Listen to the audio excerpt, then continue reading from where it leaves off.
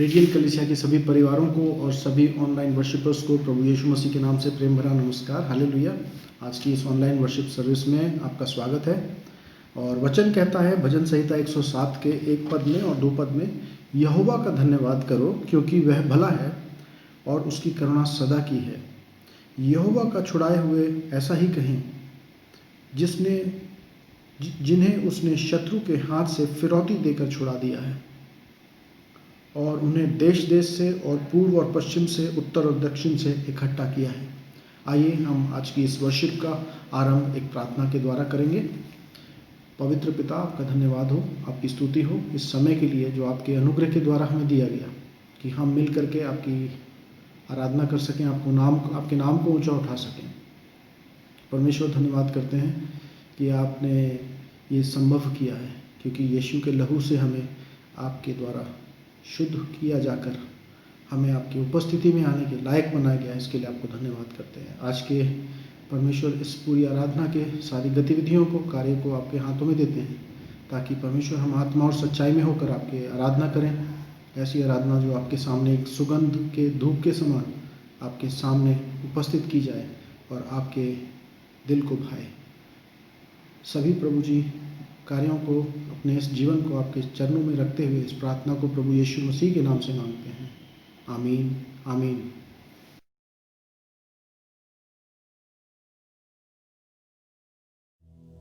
जय मसीह सबैलाई। आशा गर्दछु कि सबैजना खुसी अनि उमङ्गमा हुनुहुन्छ। आज परमेश्वरले हामीलाई फेरि एउटा मौका दिनुभएको छ उहाँको स्तुति प्रशंसा गर्नलाई।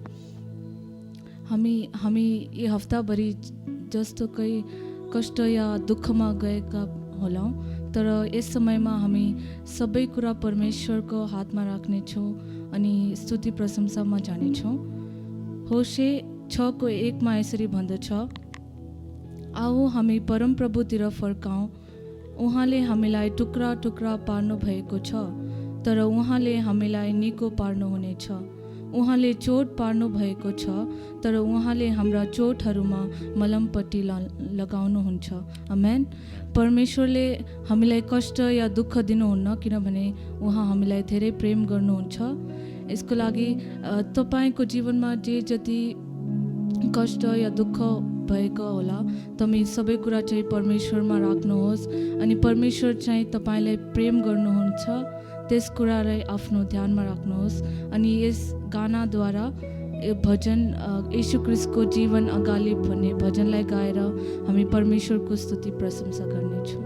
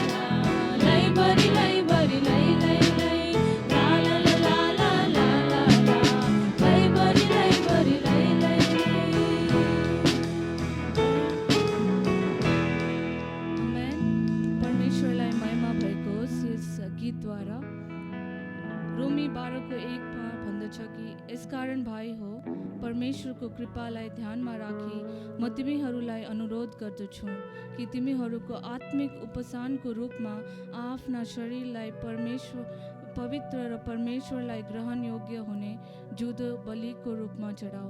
आमेन। हामी दोस्रो गीत गाउनेछौँ अनि आफ्नो जीवनलाई परमेश्वरमा समर्पण गर्नेछौँ अनि परमेश्वरलाई भन्नुहुनेछौँ कि परमेश्वर तपाईँ आउनुहोस् अनि हाम्रो जीवन हाम्रो आत्मा तपाईको प्रेमले भर्नुहोस् परमेश्वर भनेर हामी यस गीतलाई गाउनेछौँ।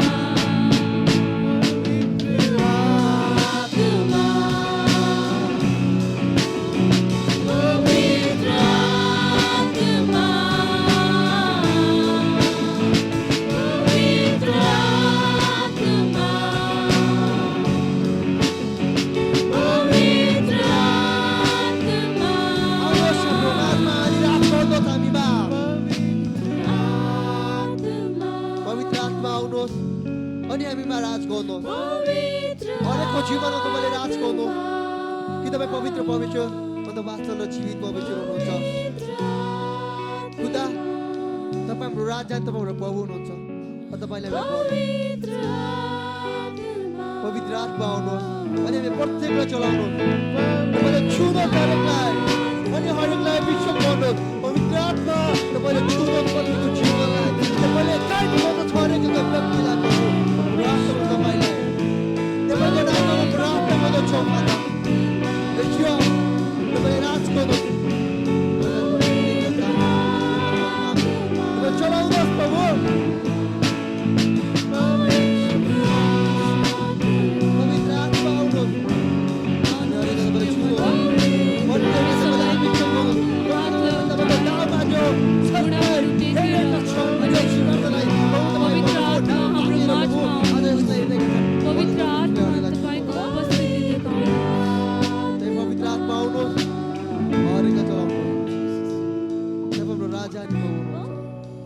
धन्यवाद प्रभु तपाईलाई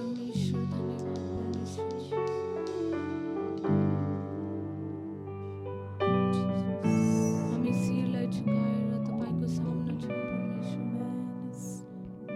परमेश्वर तपाईलाई चाहेको भाँडो बनाउनुहोस् परमेश्वर हाम्रो हृदय खाली छ परमेश्वर हामी पापी छौं तपाई हाम्रो हृदयमा प्रेम भर्नुहोस् परमेश्वर हाम्रो जीवनलाई तपाईको कार्यको लागि चुन्नुहोस् परमेश्वर धन्यवाद परमेश्वर कि तपाई अति प्रेमी अति मायालु परमेश्वर हुनुहुन्छ हामी पाप गर्दै पनि तपाई हामीले प्रेम गर्नुहुन्छ परमेश्वर धन्यवाद हरेक चीजको लागि हरेक आशीष जो तपाईले हामीलाई दिनुभएको छ परमेश्वर हामी तपाईलाई आफ्नो जीवन समर्पण गर्दछौं तपाईको आत्माले हामीलाई भर्नुहोस् परमेश्वर आज म प्रार्थना गर्न चाहन्छु जे जति मान्छे जो आज पीडा कष्टमा हुनुहुन्छ परमेश्वर तिनीलाई थाहा छैन कि उहाँ कसको सामने जानु हो भनेर परमेश्वर तपाई उहाँलाई शान्तना दिनुहोस्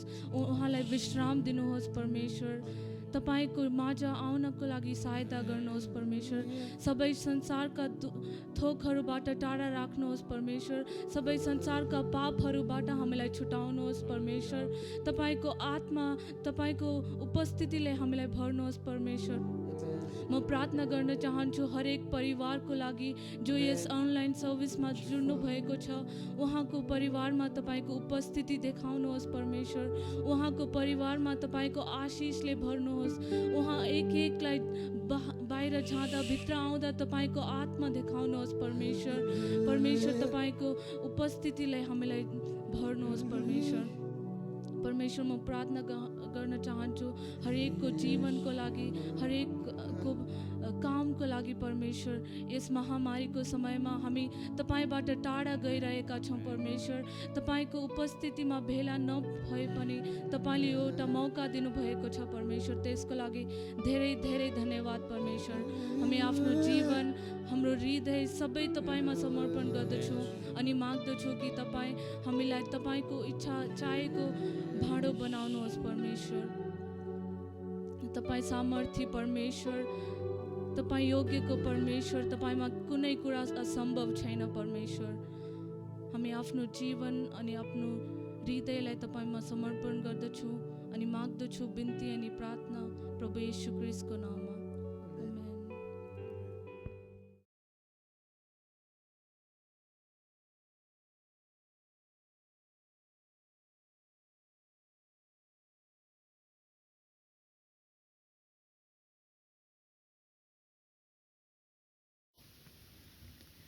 जय मसीह सबैलाई आजको मुख्य पद चाहिँ 1 सामुएलको 12:3-9 छ। म यही छु मेरो विरुद्धमा तिनीहरूको केही भन्नु छ भने यहाँ परमप्रभु र उहाँका अविश्वासिता जानको उपस्थितिमा उज्जवल गर। कसको गोरी मैले लिएको छु, कसको गधा मैले लिएको छु, मैले कसैलाई ठेकेको छु, मैले कसैमाथि अत्याचार गरे, मैले कसैको कसुर लुकाउनलाई गुस्सा गरे मलाई भन र म त्यसको क्षतिपूर्ति गरिदिनेछु। तिनीहरूले जवाब दिए, तपाईले हामीलाई ठेग्नु भएको छैन। तपाईले हामीमाथि केही अत्याचार गर्नु भएको छैन। तपाईले कुनै मानिसबाट केही लिनु भएको छैन। तब स्यामुएलले तिनीहरूलाई भने, मेरो हातमा तिनीहरूले केही भेटाउन भनी आजको दिन परमप्रभु तिनीहरूका विशुद्धमा साथी दिनुहुन्छ र उहाँका अभिवृद्ध जान पनि साक्षी हुन छन्।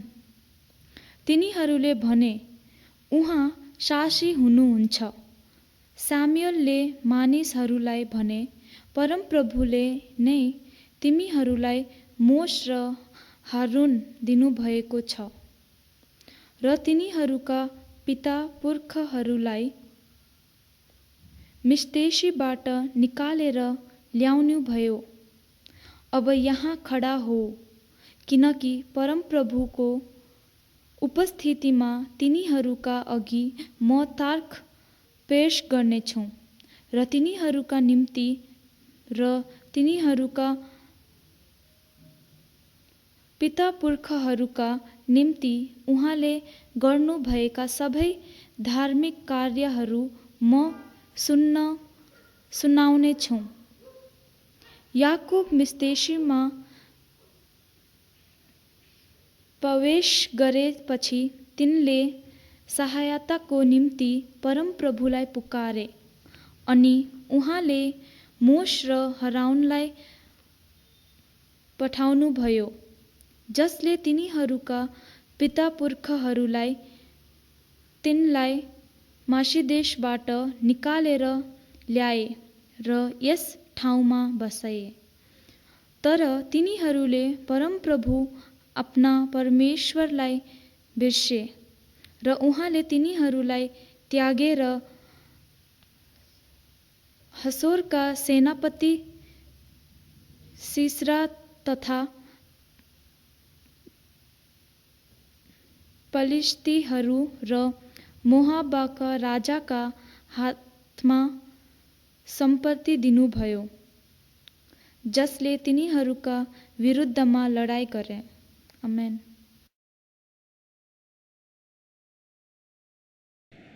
हालेलुया। हम परमेश्वर का धन्यवाद करते हैं जो अपनी दया में हमें दिन प्रतिदिन आगे की ओर बढ़ाते हैं। और आज के लिए जो वचन चुना गया है वो पाया जाता है पहला शमूएल की पुस्तक, उसका अध्याय 12। और यहाँ पर हम देखते हैं कि अभी तक हमने देखा था कि परमेश्वर ने कैसे सौल के जीवन में अपने अनुग्रह को प्रकट किया, और हमने विशेषकर 10 और 11 अध्याय में देखा कि परमेश्वर का अनुग्रह जो सौल के जीवन में प्रकट होता है और शाऊल को ऐसे परमेश्वर अद्भुत कार्यों को अंजाम देने के लिए अपना अनुग्रह प्रदान करते हैं। आज जो फोकस है वो शमूएल के जीवन के ऊपर है। और शमूएल एक न्यायी भी था और एक भविष्यवक्ता भी था। और हालांकि ये एक शमूएल का जो जीवन के ऊपर आधारित जो अध्याय है उसमें मुख्य शिक्षाएं एक लीडर के विषय में हम सीखते हैं, लेकिन हम ये जानते हैं कि हम सब किसी न किसी कैपेसिटी में लीडर्स हैं। हमें किसी न किसी कैपेसिटी में, किसी न किसी रूप में हमें परमेश्वर ने नेतृत्व करने के लिए चुना है।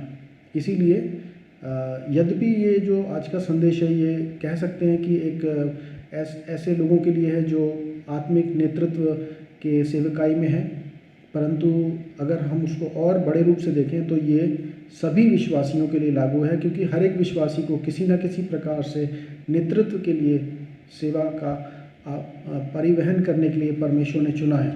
हालेलुया। तो इसीलिए हम देखेंगे कि कैसे शमूएल ने अपने जीवन के एक गवाही को उनके सामने प्रस्तुत किया। और जैसा कि हम देखते हैं कि सैमुअल सबसे पहली बात ये बताना चाहता है कि वो अपने जीवन को उनके सामने रखना चाहता है, और वो कहता है कि यदि किसी बात में मैंने अपने आप को किसी को सताने के लिए, किसी को दुख पहुंचाने के लिए, किसी के ऊपर अत्याचार करने के लिए या घूस लेकर न्याय को बिगाड़ने के लिए मैंने उपयोग अपने जीवन को किया या अपनी ताकत को किया, तो आप मुझे बता सकते हैं। तो यहाँ पर हम एक विशेष एक क्वालिटी देखते हैं, विशेष एक खूबी देखते हैं, और वो ये है कि एक सैमुअल एक ऐसा लीडर है, एक ऐसा अगुवा है जो अपने जीवन को ओपन करता है, जो ट्रांसपेरेंट रखता है, जो अपने जीवन को दूसरों के सामने खोल देता है, ताकि वो जो है दूसरों के सामने अपने आप को प्रकट कर दे कि यदि कोई बात है तो वो लोगों के सामने प्रकट हो जाए। पहली बात तो ये है कि सैमुअल का जीवन एक ट्रांसपेरेंट जीवन है। सैमुअल का जीवन एक ऐसा जीवन है जो लोगों के सामने खुला हुआ है, ताकि जो लोग देख सकें उसका जीवन जीने का ढंग कैसा है। और दूसरी बात जो है, हम देखते हैं कि सैमुअल ने अपनी जो पावर्स हैं, जो उसके ऊपर उसको जो कॉलिंग दी गई है, जो उसको अधिकार दिया गया है एक आत्मिक नेतृत्व प्रदान करने का, उस कॉलिंग को वो गलत तरीके से मिसयूज़ नहीं करता है अपनी पावर का। वो ये कहता है कि 4 पद में कहता है कि मैंने किसी को अत्याचार नहीं किया, ना ही किसी व्यक्ति के हाथों से कुछ लिया है। यानी कि वो कहता है कि मैंने रिश्वत लेकर के, मैंने ब्राइब लेकर के किसी न्याय को ख़राब नहीं किया है। तो पहली बात, जो एक ऐसा लीडर जो कि ट्रांसपेरेंट है। दूसरी बात, एक ऐसा लीडर जो कि अपने पावर्स का मिसयूज़ नहीं करता है। और तीसरी बात हम देखते हैं कि सैमुअल एक ऐसा लीडर है जो ये कह देता है कि शायद हो सकता है कि मैंने किसी को गलती से दुख दे दिया हो, या किसी के दिल में मेरे कारण कोई दुख पहुंचा हो, तो मैं उसके लिए भी ओपन हूँ। तो तीसरी बात हम देखते हैं कि सैमुअल एक ऐसा व्यक्ति है, वो कह सकता है कि हो सकता है मैंने अनजाने में, मेरे बिना ज्ञान के किसी को दुख पहुंचा दिया हो, तो मैं उसका भी जो है पूरा गलती मानने के लिए तैयार हूँ, आप उसको भी मेरे सामने ला सकते हैं। तो सैमुअल एक ऐसा व्यक्ति जो ट्रांसपेरेंट है। सैमुअल एक ऐसा व्यक्ति है जो अपनी पावर का मिसयूज़ नहीं करता है। और सैमुअल एक ऐसा व्यक्ति है जो अपने आप को टीचेबल है, जो अपने आप को दूसरों के सामने खोल देता है कि हो सकता है कि मेरे जीवन की ऐसी कुछ कमियां रह गई हों जिसका मुझे ज्ञान ना हो, लेकिन हो सकता है कि आप मुझे उन बातों को बता दें। तो वो टीचेबल है, वो शिक्षा प्राप्त करने के लिए तैयार है। ध्यान कीजिए, वो एक शिक्षित व्यक्ति है, वो एक अधिकार प्राप्त व्यक्ति है, वो समाज में एक बड़ा स्थान रखता है, लेकिन उसके बाद भी वो कहता है कि हाँ, मैं सीखने के लिए तैयार हूँ।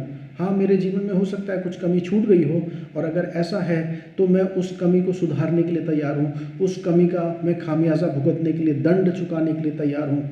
ऐसा एक लीडर है। और ये जो है हमें दिखाता है कि एक इसी के समान हम पौलुस के जीवन से भी देख सकते हैं। जब वो इफिसियों की कलीसिया से बात कर रहा था, जब उनको एक फाइनल उनके साथ भेंट कर रहा था और उसको पता नहीं था कि मैं उनसे दोबारा मिल पाऊंगा या नहीं मिल पाऊंगा, तो हम देखते हैं कि प्रेरितों के कार्य उसका 20 अध्याय और उसका 17 पद से 27 पद तक हम देखते हैं। तो वो 18 पद में कहता है कि तुम स्वयं जानते हो कि मैं किस प्रकार से मैंने तुम्हारे बीच में अपने जीवन को बिताया है, तुमने मेरे जीवन को देखा है। और वो कहता है कि मैंने किसी बात में भी परमेश्वर के संदेश को तुम तक पहुंचाने से अपने आप को रोका नहीं। और दूसरा तिमोथी उसका 3 अध्याय और 10 पद में जब वो तिमोथी को लिखता है, तो तिमोथी को कहता है कि तू जानता है तिमोथी, मैंने कैसे जीवन बिताता हूँ, how I live and what is my purpose of life. तू जानता है तिमोथी, मेरा जो है फेथ क्या है, तू जानता है तिमोथी मेरा जो है पेशेंस क्या है, अब तू जानता है तिमोथी मेरा एंड्योरेंस क्या है, और मेरे जीवन का लक्ष्य क्या है। एक ऐसा लीडर जो कि अपने आप को लोगों के सामने खुलासा कर देता है, ताकि लोग उसके जीवन को देख सकें और पहचान सकें और देख सकें ये कैसा व्यक्ति है। एक सीक्रेटिव जीवन नहीं है, एक खुला हुआ जीवन है, और एक ऐसा जीवन है जो गलती को सुधारने के लिए तैयार है। एक ऐसा जीवन है जो अपने पावर का मिसयूज नहीं करता है। और मैं सोचने लगा इसका क्या कारण हो सकता है कि कैसे हम एक ऐसा जीवन बिता सकते हैं जो कि हमारे को इस प्रकार के जीवन में ला सकता है। बहुत साल पहले परमेश्वर के एक दास डीएल मूडी ने कहा था कि तुम अपने कैरेक्टर को संभालो तो तुम्हारा जो समाज में तुम्हारा जो पहचान है या समाज में तुम्हारी जो गवाही है वो अपने आप ठीक हो जाएगी या अपने आप ठीक बनी रहेगी। लेकिन जो है वो सवाल ये उठता है कि हम अपने कैरेक्टर को कैसे सही बना कर रखें, हम अपने गवाही को कैसे बना कर रखें। सवाल तो इसी बात का उठता है और हम इस बात को समझने की जब कोशिश करेंगे तो हमें पता लगेगा कि आपके अंदर और मेरे अंदर अपने कैरेक्टर को सही रीति से चलाने की क्षमता नहीं है। और जब मैं इसके सोचने लगा इसका क्या उत्तर हो सकता है, इसका क्या सीक्रेट हो सकता है, तो मेरा ध्यान गया उत्पत्ति की पुस्तक उसका 17 अध्याय में, जहाँ पर परमेश्वर ने अब्राहम से बोला मेरे सामने चल, मेरे समक्ष चल और तू निर्दोष रहेगा। Walk before me and you shall be faultless. Walk before me and you shall be faultless. और आप जानते हैं कि उससे पहले के अध्याय में वहाँ पर हम हाजिरा का और इस्माइल का जिक्र देखते हैं कि उन्होंने अपने बुद्धि का सहारा लिया और अपनी योजनाएं बनाने लगे कि कैसे हम परमेश्वर की आशीष को पाएं। और हम देखते हैं कि उन्होंने अपने जीवन को एक बहुत बड़ी मुश्किल में डाल लिया, एक बड़ी संघर्ष की स्थिति में वो लोग अपने आप को डाल दिए। क्यों? क्योंकि वो अपनी बुद्धि का उपयोग करने लगे, वो अपने ऊपर डिपेंड करने लगे और अपनी योजनाओं के अनुसार वो परमेश्वर की आशीष को प्राप्त करने की कोशिश में लगे रहे। और हम देखते हैं कि उनके जीवन में एक भारी संकट का सामना करना पड़ा। और अब 17 पद में परमेश्वर यहोवा बहुत समय के बाद, परहैप्स बहुत समय के बाद एक और नए रूप से परमेश्वर अपने आप को प्रकट करते हैं और परमेश्वर कहते हैं कि मेरे समक्ष चल, मैं यहोवा परमेश्वर हूँ। और जहाँ पर परमेश्वर ने अपने आप को प्रकट किया वहाँ पर लिखा गया है कि मैं अल शद्दाई हूँ।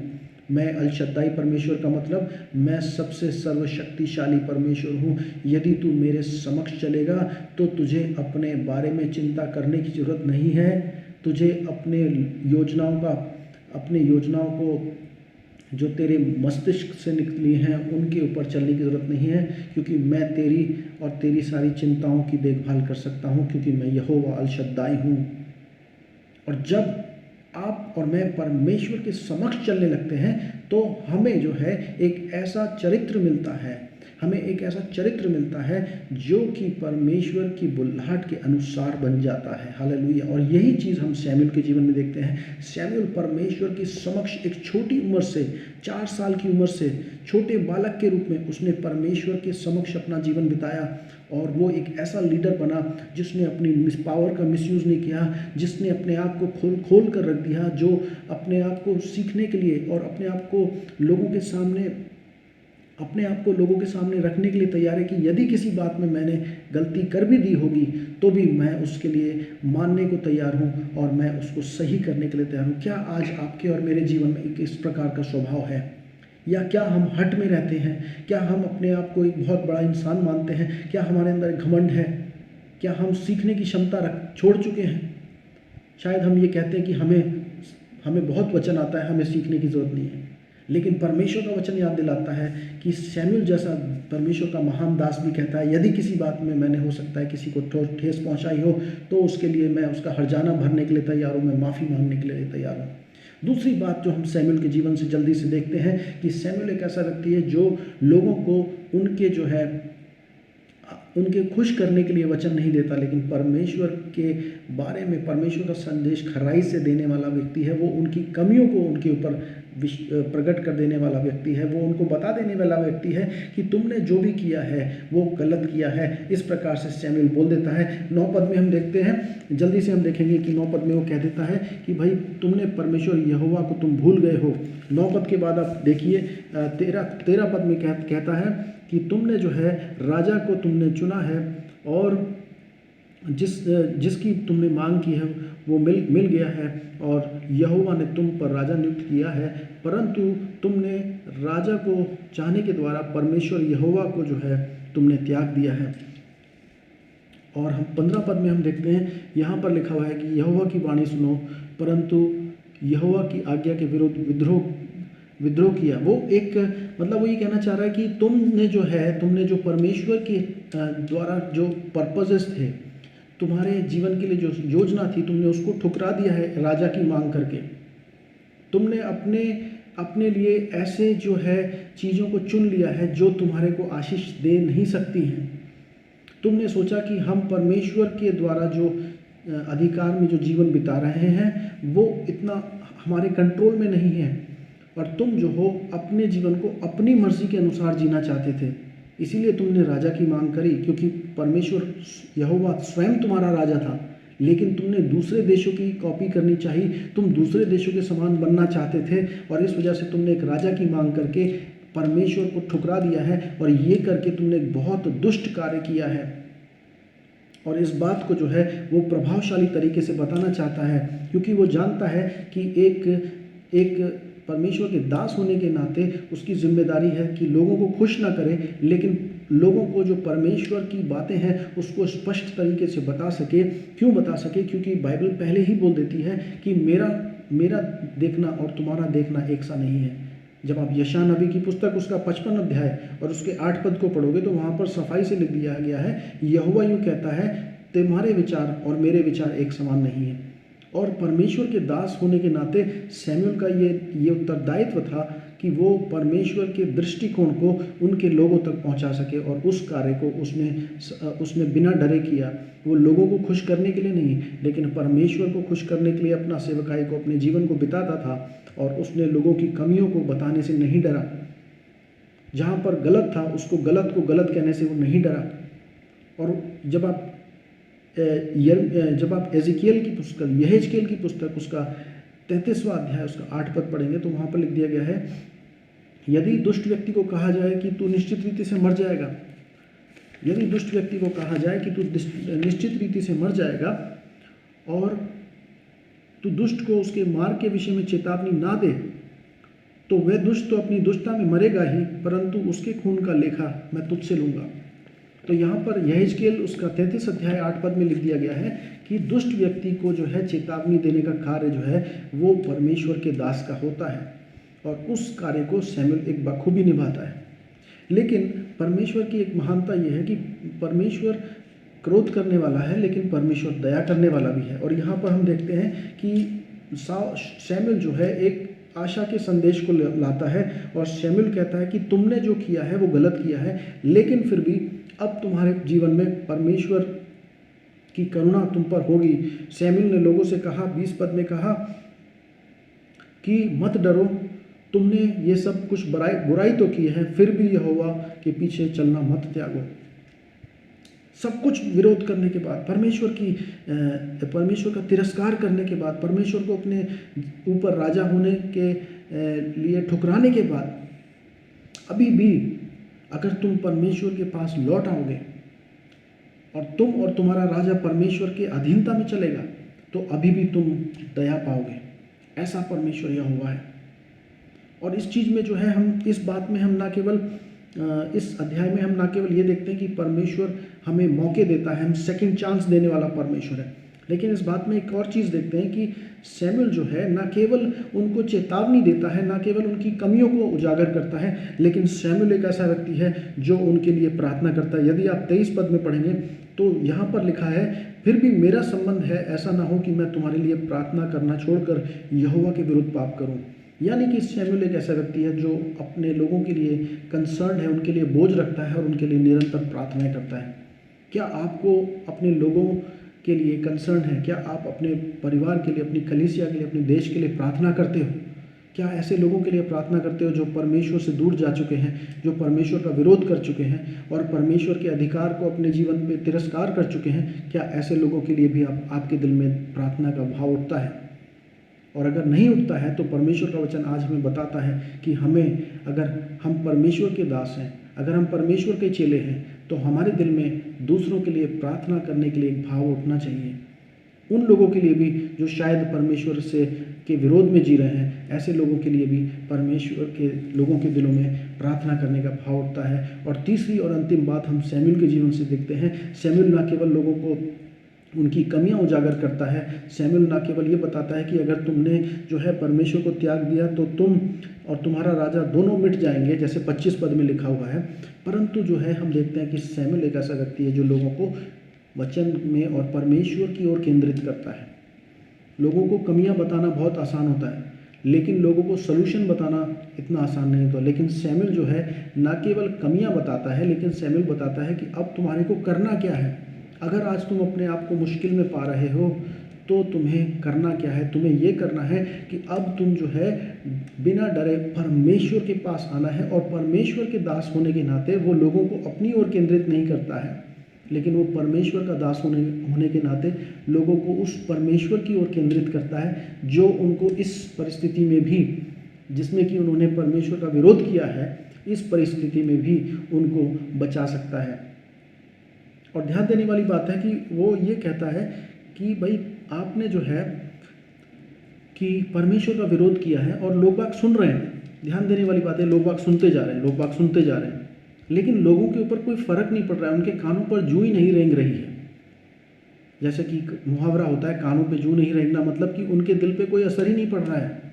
8वें अध्याय से वो ये बताने की कोशिश कर रहा है कि तुमने राजा की मांग करके एक बहुत ही बड़ा दुष्ट काम किया है, लेकिन उनकी कान पर क्या है, जून नहीं रेंग रही है।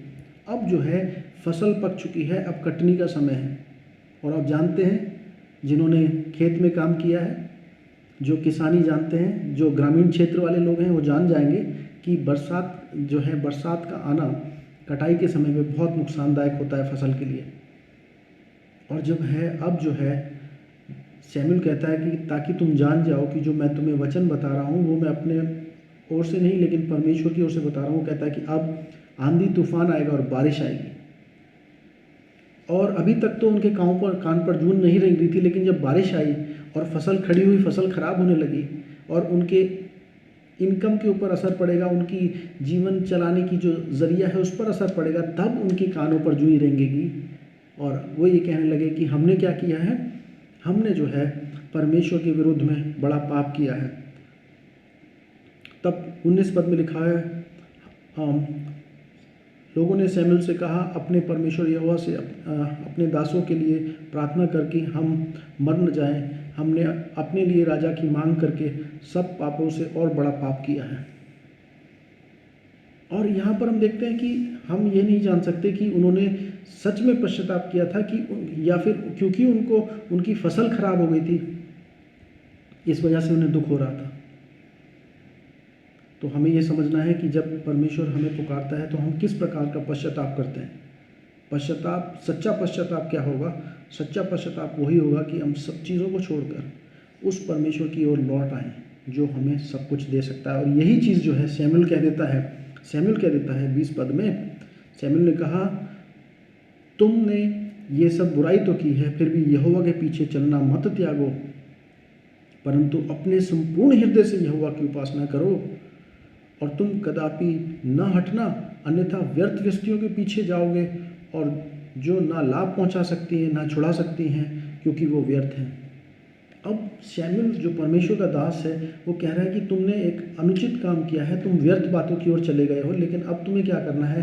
तुम्हें उस यहोवा की ओर आना है, उस यहोवा को पुकारना है जो तुम्हें इस परिस्थिति में भी संभालने की ताकत रखता है। क्योंकि बाकी चीज़ें जो हैं व्यर्थ हैं, लेकिन यहोवा है जो तुम्हें छुड़ा सकता है और तुम्हें संभाल सकता है और तुम्हें आशीष दे सकता है। और मैं ध्यान करने लगा कि एक पद है जो कि लिखा हो गया है यिर्मयाह की पुस्तक और उसके 12 अध्याय, उसके 2 अध्याय में और उसके 12 पद में, कि वो ये कह देता है कि तुमने जो है अपने लिए ऐसे जो है बर्तन चुन लिए हैं जो जिसमें आशीष रुक नहीं सकती, क्योंकि मेरी प्रजा ने 2 बुराइयां की हैं। उन्होंने मुझे अर्थात जीवन जल के सोते को त्याग दिया है और उन्होंने अपने लिए ऐसे हौद बना लिए हैं जो टूटे हुए हौद हैं जिनमें जल ठहर नहीं सकता। यानी कि ये कह रहा है कि अब जो है तुमने जो है व्यर्थताओं की ओर चले गए, तुम परमेश्वर से दूर चले गए हो, लेकिन अब जो है अपने पापों से चैत जाओ और उस परमेश्वर जो कि दया का सोता है, दया का सागर है, आशीषों को देने वाला है, छुटकारा देने वाला है, उसकी ओर वापस लौट आओ, ताकि तुम जो है दोबारा से उस आशीष को प्राप्त कर सको जिससे तुमने अपने आप को अलग कर लिया है। और वो कह देता है क्योंकि परमेश्वर एक ऐसा है जो कि दया करने वाला है। परमेश्वर के कैरेक्टर्स के बारे में बताता है, परमेश्वर कंपैशनेट है। 20 पद में लिखा हुआ है परमेश्वर जो है अभी भी तुमने पाप कर दिया है, लेकिन अभी भी तुम्हें क्षमा करने की ताकत रखता है। परमेश्वर का लव जो है, परमेश्वर का प्रेम 22 पद में लिखा हुआ है, परमेश्वर का प्रेम तुम्हारे प्रेम पर आधारित नहीं है, तुम्हारे कार्यों पर आधारित नहीं है, लेकिन परमेश्वर का प्रेम अपने स्वयं के ऊपर आधारित है। और उसने जो कलवरी क्रूस पर अपने बेटे की जो बलिदान चुकाया उसके ऊपर आधारित है। जब वो आपको और मुझे देखता है तो वो हमें नहीं देखता, लेकिन उस लहू के छाप को देखता है, जो लहू की छाप प्रभु यीशु मसीह के लहू के द्वारा हम पर लगाई गई है। इसीलिए जब हम कोई पाप करते हैं तो परमेश्वर उस लहू के द्वारा हमें क्षमा करता है और हमें दोबारा से अपने उपस्थिति में आने का अनुग्रह देते हैं। और परमेश्वर कहते हैं कि परमेश्वर कभी अबेंडन नहीं करेंगे। 22 पद के दूसरे हिस्से में लिखा हुआ है कि परमेश्वर अपनी प्रजा को नहीं त्यागेगा। हालेलुया। इसलिए आप परमेश्वर के पास आ सकते हो, क्योंकि परमेश्वर में ही हमारी सारी भलाई है, परमेश्वर में ही हमारी सारी अच्छाई है, और वही है जो हमें डिलीवर कर सकता है, वही जो हमें मृत्यु के बंधनों से और दुष्ट की ताकतों से छुड़ा सकता है, और वही है जो हमें अनंत जीवन के मार्गों में ले जा सकता है। हालेलुया। इसीलिए हमें उस परमेश्वर की ओर जाना है और व्यर्थ बातों से, संसारिक बातों से, हर एक ऐसी बात से जो परमेश्वर के और हमारे और परमेश्वर के संबंध में आ सकती है, उस चीज़ों से जो एक मूर्ति बन जाती हैं, उस चीज़ों से जो हमारे को परमेश्वर से दूर ले जाती हैं, यहाँ तक कि हम खुद भी कभी कभी मूर्ति बन जाते हैं, क्योंकि हम खुद अपने आप की पूजा करने लगते हैं। तो इन सारी चीज़ों से हमें बचना है और उस परमेश्वर की ओर पूरे संपूर्ण हृदय से उसकी आराधना करनी है, उसकी उपासना करनी है। और जो है जो यहाँ पर हिंदी में लिखा गया है, तुम उसकी उपासना करना। 24 पद में लिखा हुआ है, तुम सच्चाई से उसकी आराधना करना। लेकिन जो उसका जो आराधना का जो मूल शब्द है, उसका शब्द है सेवा करना। तुम्हें परमेश्वर की सेवा करनी है, तुम्हें परमेश्वर की आज्ञा पालन करनी है, वही सच्ची सेवा होगी। हालेलुया। गीतों का गाना, हाथों का उठाकर गाने से सेवा और आराधना नहीं हो सकती है। तो हमने 3 बातें सीखी सैमुअल के जीवन से। पहला जो है, सैमुअल एक ऐसा लीडर है जो कि जिसका जीवन लोगों के सामने खुला हुआ है, ताकि लोग जान सकें कि उसका जीवन जीने का क्या शैली है, उसके लाइफ के पर्पस को जान सकें, उसके लाइफ के कन्विक्शंस को जान सकें, उसके लाइफ के विश्वास को जान सकें, और यदि वो एक ऐसा व्यक्ति है जो अपनी गलतियों को मानने के लिए तैयार है। दूसरी बात जो है वो एक ऐसा है कि लोगों को खुश करने के लिए नहीं, लेकिन परमेश्वर के संदेश को स्पष्टता से लोगों तक पहुंचाने का जीवन है। वो ये नहीं कहता कि लोगों को खुश करे, लेकिन वो परमेश्वर को खुश करने के लिए अपना जीवन बिताता है। और यदि उसको लोगों को उनकी पाप बताने की भी आवश्यकता पड़ेगी तो वो उससे भी नहीं डरता है, क्योंकि वो लोगों को खुश करने के लिए नहीं, लेकिन परमेश्वर को खुश करने के लिए अपना जीवन बिताता है। लेकिन इसका मतलब ये नहीं कि वो लोगों को उनकी कमियां दिखाता रहता है, लेकिन वो ऐसा भी है जो लोगों के लिए प्रार्थना करता है। और तीसरी बात यह है कि वो लोगों को अपनी ओर नहीं या किसी और शिक्षा की ओर नहीं, लेकिन लोगों को परमेश्वर की ओर केंद्रित करता है। हमारा जो पर्पस है, जो हम प्रभु के चेले हैं, हमारा पर्पस ये है कि हम लोगों को उस सोते की ओर, जीवन के सोते की ओर केंद्रित कर सकें, उनकी ओर पॉइंट कर सकें, क्योंकि यीशु ही है वो सोता, वो जीवन का सोता जो अनंत जीवन के लिए हमें सांत्वना दे सकता है, हमें तसल्ली दे सकता है, हमारे जीव को तृप्त कर सकता है। तो आइए इन्हीं संदेशों के साथ आज के लिए हम यहीं पे अपने वचनों को विराम देंगे और अपने परमेश्वर के सामने अपने गलतियों को और गुनाहों को मानेंगे। हम अपने आप को दीन और नम्र करेंगे, और जब किसी बात में हम सोचते हैं कि हम अपनी बुद्धि का उपयोग करेंगे, तो उस चीज़ में हम अपनी गलतियों को मानकर हम संपूर्ण हृदय से परमेश्वर के ऊपर डिपेंड करेंगे, परमेश्वर के अधिकार के नीचे अपना जीवन बिताएंगे, क्योंकि वही है जो हमें हर प्रकार से संभाल सकता है। और जब हमें कोई नेतृत्व का मौका मिलेगा तो हम अपनी ओर नहीं, लेकिन परमेश्वर की ओर लोगों को केंद्रित करेंगे। हम परमेश्वर के समक्ष उनके लिए प्रार्थनाएं करेंगे, और यदि किसी बात में हमें सीखने की आवश्यकता है तो हम अपने जीवन को बदलने के लिए हमेशा तैयार रहेंगे।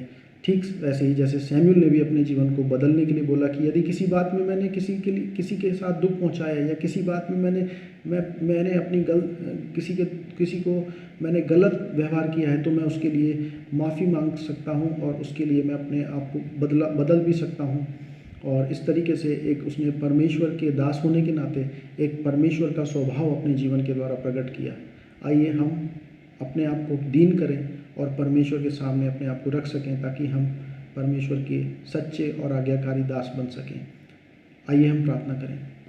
परमेश्वर, आपकी स्तुति हो आज के इस संदेश के लिए। धन्यवाद करते हैं सैमुअल के जीवन के लिए। उसने प्रभु जी अपने जीवन की अच्छी एक लड़ाई को दौड़ा, अच्छी दौड़ को दौड़ा, उसने जीवन की अच्छी गवाही को प्रभु जी रखा और आपकी सेवा को पूरा किया। हमें भी प्रभु जी ऐसा अनुग्रह दीजिए ताकि हम सैमुअल के समान जीवन अपना जी सकें, जो कि एक खुला हुआ जीवन है, जो कि एक हम्बल जीवन है, जो कि एक पावर का जो है मिसयूज़ करने वाला जीवन नहीं है, जो कि आपके और लोगों के सामने खुला हुआ है और प्रभु जी जो सीखने के लिए तैयार है, अपनी गलतियों को मानने के लिए तैयार है। एक ऐसा जीवन जो लोगों को सही दिशा की ओर, लोगों को उनकी गलतियां दिखाने के लिए नहीं डरता है, और ऐसा जीवन जो लोगों के लिए प्रार्थनाएं करता है, जो लोगों के लिए लोगों से प्रेम करता है, और एक ऐसा जीवन जो परमेश्वर आपकी और लोगों को केंद्रित करता है, क्योंकि आप ही वो जीवन के जल हैं जिससे हम तृप्त हो सकते हैं। परमेश्वर हमारी सहायता करिए। हमारे जीवन में बहुत सी कमियां हैं परमेश्वर, हम प्रार्थना करते हैं आपकी सामर्थ और आपका अनुग्रह हमारे ऊपर आए, और परमेश्वर हम उन सभी एरियाज़ में जहाँ पर प्रभु जी शायद हम निराशा में हैं, जहाँ पर हम शायद हारे हुए हैं, वहाँ पर आपके विजय को हम प्राप्त कर सकें। हम अपने आप को और अपने सारी परिस्थितियों को आपके सम्मुख लाते हैं, क्योंकि आप यहोवा अल शद्दाई हैं, जो हमारी और हमारी सारी परेशानियों की रखवाली देखभाल कर सकते हैं और हमें हर बात में सहायता कर सकते हैं। धन्यवाद परमेश्वर, आपने हमारी इस प्रार्थना को सुन लिया, क्योंकि इस प्रार्थना को अपने उद्धारकर्ता प्रभु यीशु के नाम से मांगते हैं। आमीन, आमीन। और अब हमारा ऐसा परमेश्वर जो हमारे मांगने से कहीं अधिक करने की क्षमता रखता है, उस सामर्थ के द्वारा जिसके द्वारा परमेश्वर ने मसीह यीशु को मृतकों में से जिला दिया, उस अद्वैत परमेश्वर की महिमा, पराक्रम और स्तुति अब से लेकर सदा तक होती रहे। आमीन, आमीन। आप सबको जय मसीह। प्रभु के प्रेम में और प्रभु के गहरी संगति में आगे बढ़ते जाइए, क्योंकि केवल प्रभु ही ये जीवन का ऐसा सोता है जो आपको और मुझे तृप्त कर सकता है। एक और सूचना देना चाहता हूँ, यदि आप में से कोई जो ऑफरिंग देना चाहते हैं, तो यहाँ पर जो बैंक का डिटेल दिया गया है उसमें आप ऑनलाइन भी आप डिपॉजिट कर सकते हैं अपनी भेंटें और अपनी ऑफरिंग्स और अपने टाइट्स। और यदि आप व्यक्तिगत रूप से आप चर्च के ऑफिस में जाकर के भी अपने ऑफरिंग को आप दे सकते हैं। प्रभु आप सबको आशीष दे।